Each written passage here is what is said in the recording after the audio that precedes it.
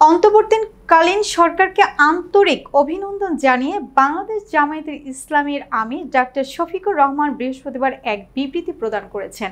বিবৃতিতে তিনি বলেন, গত 5ই আগস্ট ছাত্র জনতার গণ আন্দোলনের মুখে স্বৈরাচারী শেখ হাসিনা পদত্যাগ করে দেশ ছেড়েছেন। ছাত্র জনতার বহু ত্যাগ ও রক্তের বিনিময়ে দেশ স্বৈরশাসক মুক্ত হয়েছে।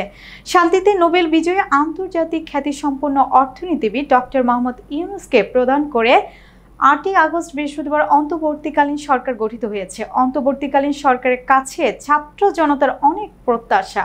আমরা আশা করি অন্তর্বর্তীকালীন সরকার ছাত্র সমাজ ও দেশবাসীর প্রত্যাশা পূরণে সক্ষম হবেন। বিবৃতিতে তিনি আরও বলেন, আমি প্রধান উপদেষ্টা ডক্টর মোহাম্মদ ইউনূস সহ অন্তর্বর্তীকালীন সরকারের সকল উপদেষ্টা আন্তরিক অভিনন্দন জানাচ্ছি। আমরা প্রশাসন, বিচার বিভাগ ও নির্বাচন কমিশন সহ রাষ্ট্রের প্রয়োজনীয় সংস্কার সম্পন্ন করার এবং দ্রুততম সময়ের মধ্যে জাতীয় সংসদ নির্বাচনের ব্যবস্থা করে জনগণের নির্বাচিত প্রতিনিধিগণের হাতে ক্ষমতা হস্তান্তর করার আহ্বান জানাচ্ছি।